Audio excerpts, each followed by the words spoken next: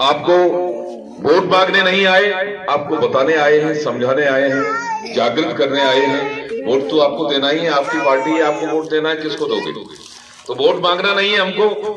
Vote आपका है, प्रत्याशी आपका, पार्टी आपकी, वोट आपका, तो आप प्रत्याशी स्वयं है, तो वोट तो अपने को देता है, तो कोई मांगता है किसी से क्या? तो असली बात हम ये बताने आए आपको कि करहल विधानसभा में जिस गांव में घोसी यादवों के गांव में मैं गया हूं, या हमारे लोग सब पूरी हमारी टीम गई है, वह हमने ये देखा कि वहां के गांव की दुर्दशा बहुत खराब, बहुत दुर्दशा है। वहां कोई व्यवस्था नहीं है, गलियों में पक्की सड़कें नहीं है, खरंजा भी तो टूटे फूटे हैं, उबड़ खाबड़ है। आपके वहां शुरुआत के गांव में पानी भरा हुआ है, इतना पानी है कि घुटनों घुटनों पानी भरा हुआ है। तालाब की खुदाई नहीं हुई आज तक, जबकि तालाब की खुदाई वो एक अभियान चला था 2 साल पहले, और सभी तालाबों की खुदाई की गई थी।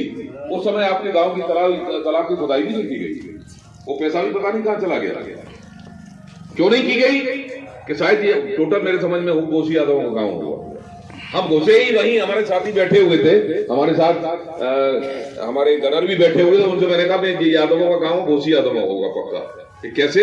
मैं कैसे पानी भरा हुआ है, गलियां देखो क्या हाल है, पूरा घोटो घोटो पानी भरा हुआ है, या कोई देखने वाले नहीं है?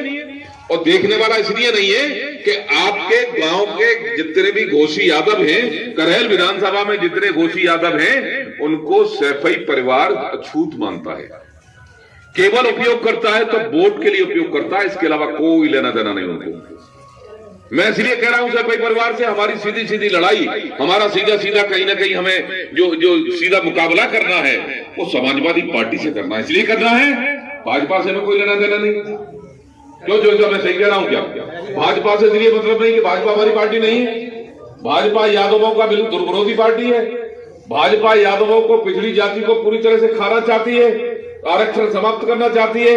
और भाजपा तो किसी जनता की भी वो पार्टी नहीं है, जनता जनार्दन की पार्टी नहीं है, भारत के पूरे नागरिकों की पार्टी नहीं। इसलिए नहीं है कि प्रदेश में सरकार उनकी, वहां भी सरकार उनकी। और बात आती है नौकरियों की तो जीरो, रोजगार की बात आती है जो जीरो, स्वास्थ्य की बात आती है तो कोई सुनना नहीं, देश को बेच के रख दिया। और बात करते हैं जब प्रदेश की, बात करते हैं अपने प्रदेश की और किसानों की बात करें तो डीएपी आपका आलू रखा जा रहा है, इसमें डीएपी की बहुत आवश्यकता होती है। और डीएपी की स्थिति यह है, मैंने देखा है, आंखों से देखा है। मैं वैसी बात करता ही नहीं हूं, कंधे की बात करूं, ऊपर की बात करूं, केवल सर के ऊपर से निकल जाए कोई मतलब नहीं उसका। मैंने आंखों से देखा है, अपने किसानों को लाइन में लगते मारामारी करते हुए देखा है कि जहां 20 बोरी की जरूरत है तो मात्र 5 बोरी आपको मिल पा रही, बड़ा मुश्किल से, वो भी सिफारिश 50 करनी पड़ती होंगी। जो सरकार किसानों को, कृषक प्रधान, कृषि प्रधान देश, जहां किसान ज्यादा हो संख्या में, परसेंटेज किसानों की ज्यादा हो और कृषि के लिए खाद न मिल पाए, तो ऐसी सरकार अन्य काम क्या कर सकती है आपको पता है? तो बीजेपी से, मैं भारतीय जनता पार्टी से ज्यादा कोई लेना देना नहीं।